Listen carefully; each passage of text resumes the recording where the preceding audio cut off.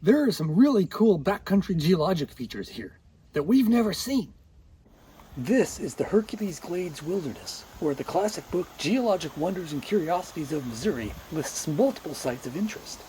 There are waterfalls tumbling through jointed bedrock, unusual fossil outcrops, ridgetop glades offering sweeping vistas,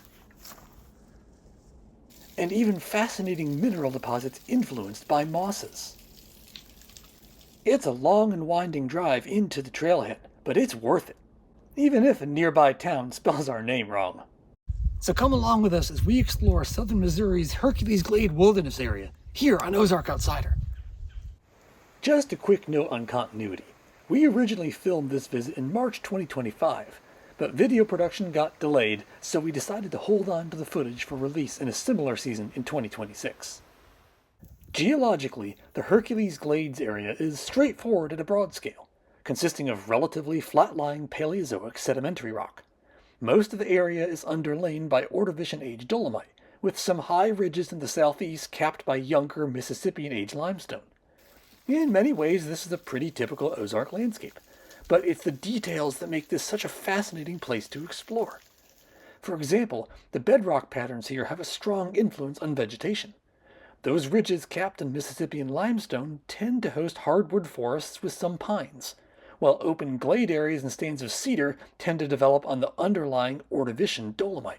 We may have set out to explore the geologic wonders, but as usual, our attention was also captured by various aspects of the local biology and human history. So bear with us as we ramble through the landscape in more ways than one, giving you a taste of this diverse and interesting corner of the Ozarks. The Mark Twain National Forest maintains 32 miles of trails through over 12,000 acres of this remote, rugged landscape. Today, we're exploring the eastern portion, covering about 10 miles on and off trail, starting from the Hercules Tower trailhead.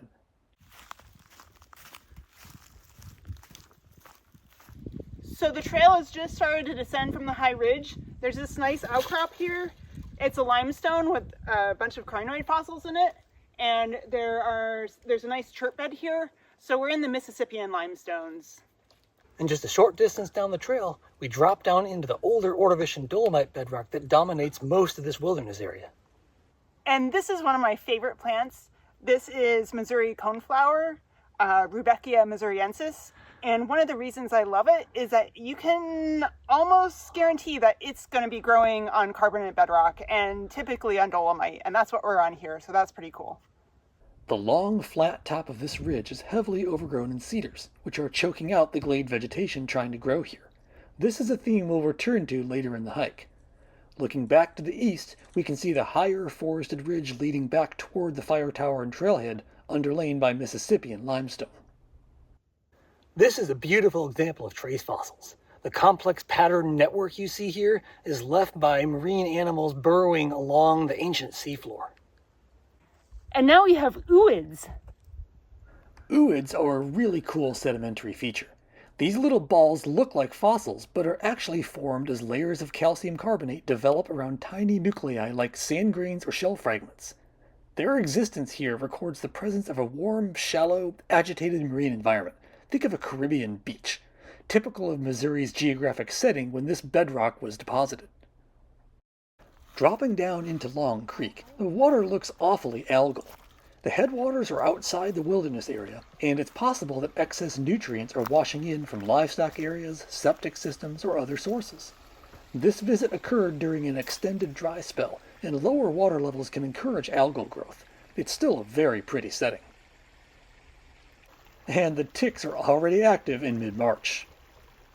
Loose rock slabs within Long Creek provide a great example of imbrication, a fancy geologist word describing how these have been aligned by the current. For example, even in this still shot, you can tell that the current was moving left to right. Geologists can use this sort of feature to interpret old flow directions when deposits like this are preserved in bedrock.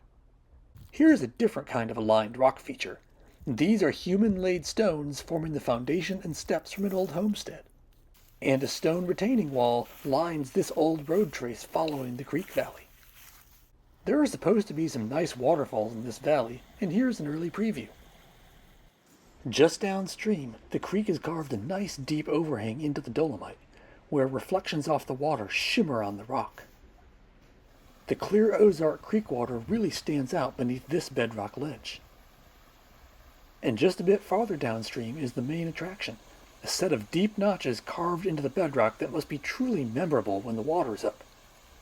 See how the channels seem to form along parallel trends? This erosional pattern is caused by joints or fractures in the bedrock. Joints develop when bedrock is under stress, and they tend to form in parallel sets that can have local or even regional influences on topography.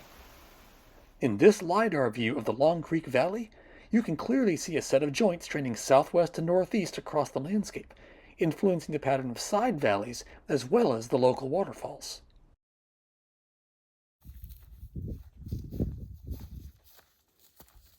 Leaving Long Creek behind, we followed a trail up the deeply eroded trace of another old road, which exposes the sticky red clay that commonly develops in the Ozarks from the weathering and dissolution of carbonate rock. The trail keeps climbing through more overgrown thickets of eastern red cedar. Although cedar is a native species, in the absence of fire and human management, it tends to act like an invasive, spreading rapidly and suppressing more biodiverse communities like glades. If this interests you, we have a separate video on the complex question of cedar management in the Ozarks. Off-trail, we climb a high knob where the steep south-facing slope is dry enough to finally start suppressing cedar naturally, allowing open glades to develop. The thin, dry soil of Ozark Glades supports a variety of interesting plant species, including prickly pear cacti. Look at this. Almost looks like a mushroom. It's the seed pod of Missouri evening primrose. In summer, such glades can be a vibrant collage of biodiversity, as in these shots from the well-managed Glade Top Trail area of the National Forest, a few miles east of Hercules Glade.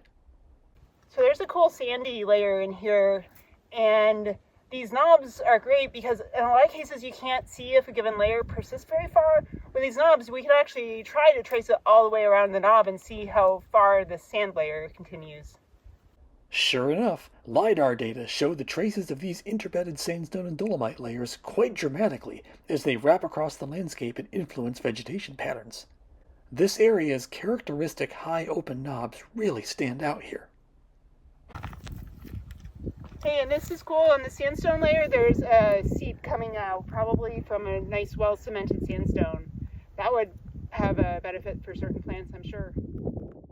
Up on one knob is an American smoke tree, an Ozark native that prefers dolomite glades. It's a fitting name for a species that likes fire-maintained habitats.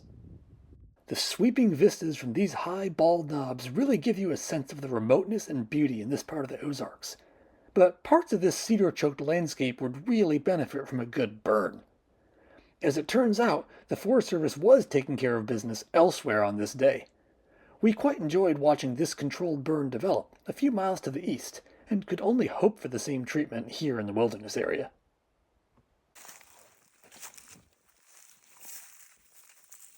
Back on the trail, we encountered this rather unusual set of circular depressions set into solid dolomite bedrock. So here's one of our destinations, the Elephant Walk, where these rounded pits in the dolomite make it look like an elephant walked across the surface, leaving rounded footprints. But they're not. Nor are they mastodon tracks, though such beasts did walk the Ozarks during the Pleistocene. These are actually stromatolites, mounded structures built by colonial algal-like organisms that lived hundreds of millions of years before any elephant-like creature evolved. They're actually quite common in parts of Missouri's stratigraphic sequence, but you don't always see them at this density or forming such nice pothole-like patterns, which are actually molds of the stromatolite mounds. For example, here's a more typical cross-sectional view of a stromatolite that we found elsewhere in Hercules Glades.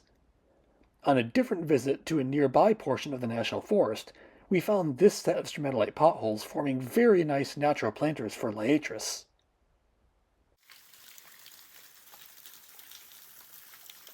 The other waterfall on our destination list occurs off-trail, at the head of a narrow gorge. During this dry early spring visit, it doesn't look like much at first, but there's a reason we took the time to find it. Getting to the base of the falls is no mean feat, but it's worth it if you know what to look for. Mosses growing on the shaded face of this north-facing waterfall help capture calcium dissolved in the stream, building up distinct mineral layers. These tufa deposits are loosely analogous to the way cave formations develop, but here they're given a direct assist from the mosses, creating a truly distinct and beautiful set of geobiologic features. 2 columns of deposits flank the waterfall here like above-ground stalagmites. You could even say these are tufa the price of one. We spent quite a while here enjoying the complex diversity of these deposits. Here's a close-up view of one moss, and a developing coating of calcite. And mosses weren't the only fun biology we found. So the spice bush is just starting to bloom. It loves these moist carbonate valleys, and it just smells so good. The traces of old settler-era stone walls appear on LiDAR maps of the landscape. We were intrigued by this one with its clear 90-degree corner and set out to find it. It's subtle on the ground, but still recognizable as a linear trend of piled-up rocks. Even right to that 90-degree corner. Other human rock piles are younger and less subtle. The long climb out along another ridge is a great time to reflect on all we've seen, and to stop and enjoy the distinctive song of a pine warbler in its preferred habitat, a stand of native pines once far more common across the southern Ozarks. Here again, bedrock patterns matter.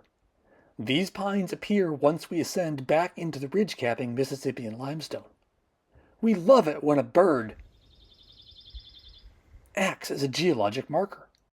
Growing up in rural northern Arkansas, Joanna was intrigued by the Hercules Glades entries in her family's edition of Geologic Wonders and Curiosities, but somehow never made it there. So finally getting to visit these sites in person was a great life list item to check off. We'd love to return to Hercules Glades in summer to see if these are as vibrant as comparable dolomite glades in nearby parts of the national forest. In the meantime, we're grateful to everyone who helps our channel ascend, whether through a financial tip via Ko-fi, linked below, or by liking, commenting, and subscribing. Your support keeps us plunging into these fascinating Ozark landscapes.